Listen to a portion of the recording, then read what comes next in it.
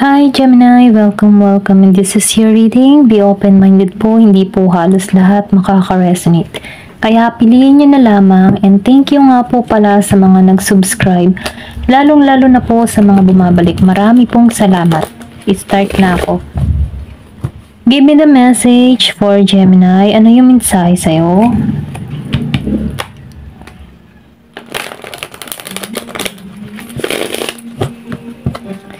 Give me the message for Gemini. Ano yung mensahe sa'yo?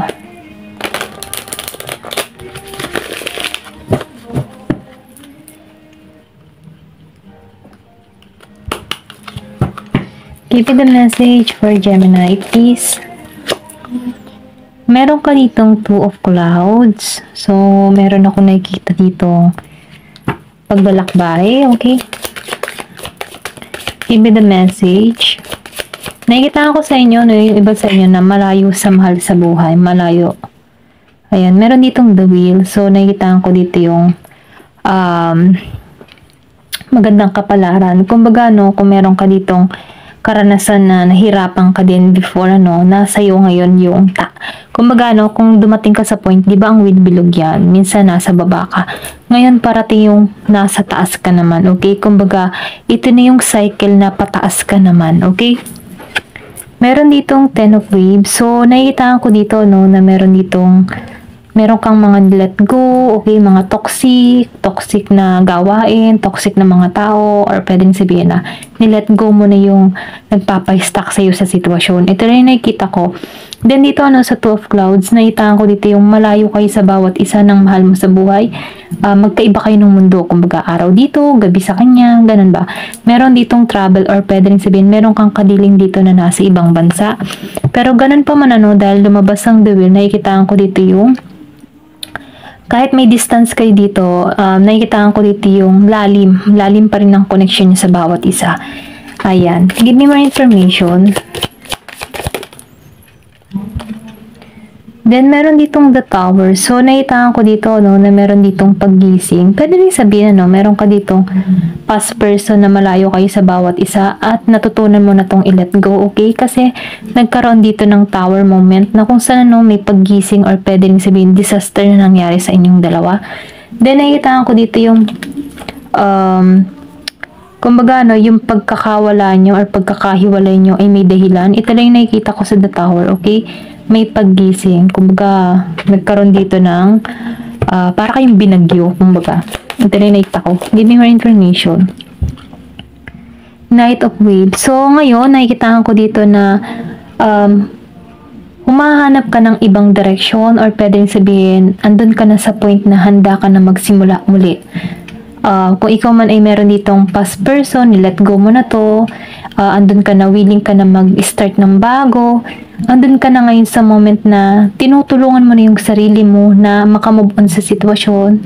Then, nakikitaan ko dito na humahanap ka ng bago or fresh start para sa iyong sarili. Ito lang yung nakikita ko, Kasi meron ako nakikita ditong paglalakbay. May paglalakbay kang gagawin. Ayan. Pero ganun pa man, kahit tinutulungan mo na yung sarili mo yung i-let go, nahihirapan ka pa rin dito sa person mo. Kung meron ka mang past person, nahihirapan kang i-let go ito. Then, lumabas ang the sun. Pero ganun pa man, dahil lumabas ang Wheel of Fortune and the sun, nakikita ko yung pagiging mapalad mo, maganda yung kapalaran naghihintay sa'yo. Then, nakikita ko rin dito, sa the sun, meron ditong biglaang pagbabago sa'yo, may tagumpay. Akong nakikita, kumbaga itong unos, or pwede rin sabihin, kung meron kang past person, let go mo ito, dahil may paggising na ginawa dito. Pero nakikita ko dito na lumis ka ng ibang daan, pero meron ditong the sun, meron kasing bagong parating sa'yo. Ito lang yung nakikita ko. Pwede rin sabihin, nakakausap mo to online, meron kang bagong nakakausap. Ayan. Hindi halos lahat ha, pero ito lang yung nakikita ko. Then dito, the star. Wow. Okay, lumabas ang the sun and the star and the wheel of fortune. Kumbaga, sinasabihan ka dito, tatlong baraha itong lumabas sa'yo ng sabay-sabay. So, nakikita ko dito yung magandang bunga ng ginagawa mo. Meron ka ditong wish na matutupad. Kumbaga, dire-diretso. Kumbaga, meron ka ditong hinahanap na bago para sa iyong sarili, or pwede rin sabihin, ito yung parating sa iyo bago. Okay? Na kung saan, hiniling mo to at masasakatuparan mo to. Kung ikaw man ay nahiling ng trabaho, meron din ditong granted wish na patungo sa'yo. Kasi tatlo na yung lumabas dito, the sun, the star, and the wheel of fortune. Nasa iyo yung magandang kapalaran. Okay? Ayan. Maybe, darating to, once na natutunan mo ng i-let go lahat, or naandun ka na sa moment na nile-let go mo na lahat ng mga masasakit na nangyayari sa'yo, at andun ka na sa, mayroon ditong paggising sa'yo, na kung saan, nakikitaan ko dito yung natauhan ka, okay? Dahil doon, nakikitaan ko dito na nagtutuon ka dito ngayon sa mga pangarap mo, or pwede rin sabihin na minamahal mo na yung sarili mo, at nakikitaan ko dito yung malaking pagbabagong nagaganap sa buhay mo, okay? Ayan. Give me more information. Nakita ko ang 222 angel number. Pakitingnan mo sa Google, meron ditong mensahe sa'yo. Okay? Give me more information. Meron ka ditong 3 of waves. So, nakikita ko dito, nagkakaroon ka dito ng karunungan, or sabihin natin, nagiging ka ng malalim na tao. Alam mo na kung ano yung gusto mo, alam mo na yung gusto mong mangyari, alam mo na kung sino yung gusto mong kapartner, yung character ng tao na gusto mo, okay? Ito lang yung nakikita ko. Nakikita ko dito na gusto mo yung malalim na connection.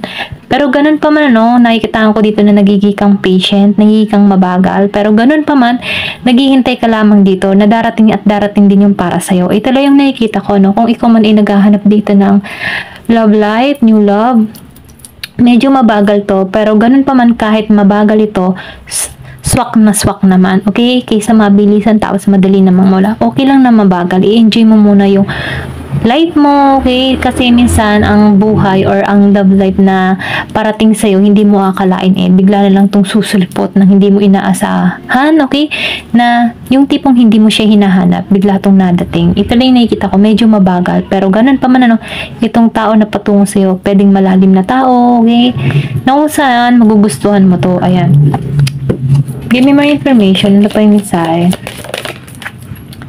So, meron ka ditong 9 of snow. Kumbaga, nakikita ko dito yung galak mo, saya mo, okay, sa magaganap sa buhay mo. Kumbaga, tapos ka na naalisan mo na yung mga mabibigat na karanasan mo. So, ngayon, andito ka na ngayon sa pagtanggap ng panibagong kaganapan, pagtanggap mo sa new start sa buhay mo. Ito lang yung nakikita ko. Kasi, napipil ko sa'yo, naghahanap ka dito ng new environment, fresh start, okay? Gusto mo lahat bago. Ayan. Hindi halos lahat, piliin nyo na lamang. Kung dito yung part mo, okay, moving on tagad tayo. Ayan. Tingnan natin kung ano pa yung mensahe sa'yo dito, kung anong panglalabas. Table.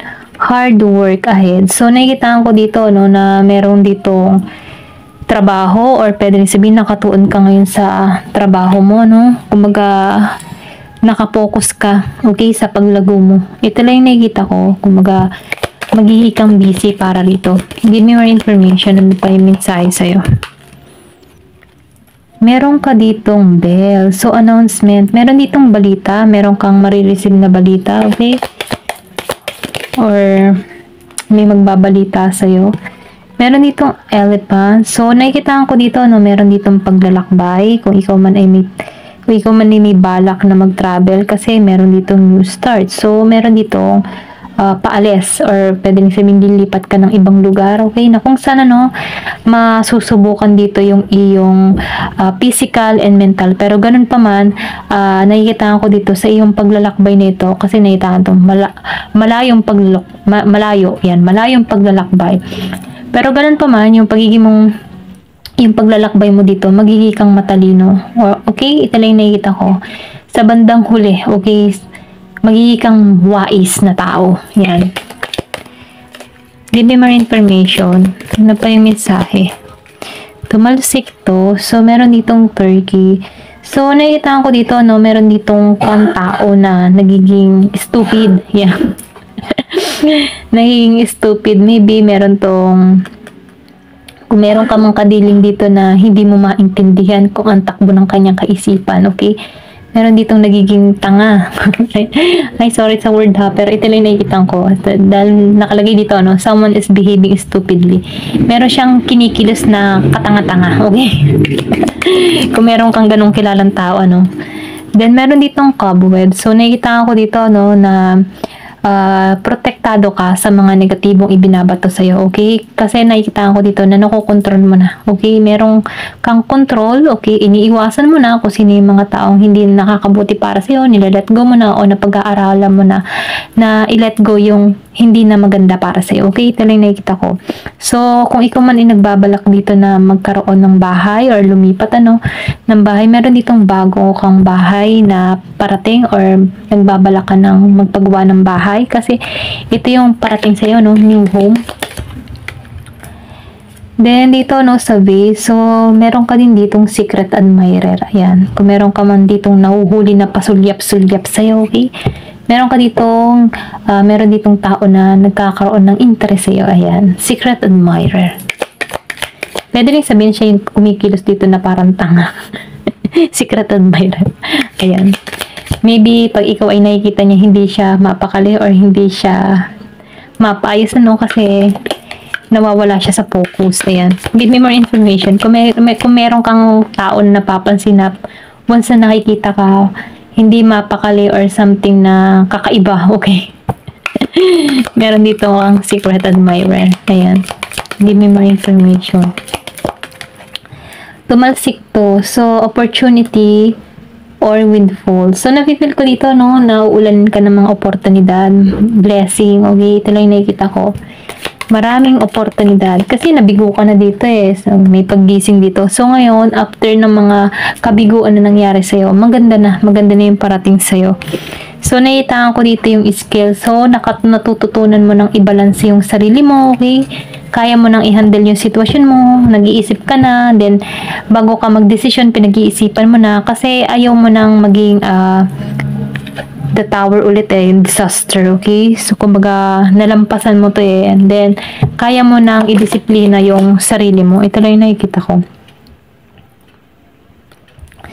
So, ngayon na, no, narito ako sa arrow. Lumabas ang arrow. You are on the right path, okay? So, ipagpatuloy mo lamang kung ano yung mga ginagawa mo para sa ikabubuti mo, okay? Then, manampalataya, syempre, nang sa ganun, no, lahat ng mga magagandang magaganap ay mangyari sa'yo, okay? Ito lang nakikita ko.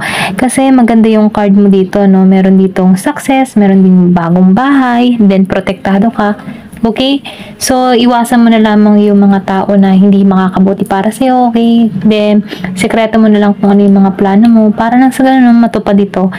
Ayun, at number 1, manalangin, okay? Ayun lamang po. Thank you for watching and love and peace.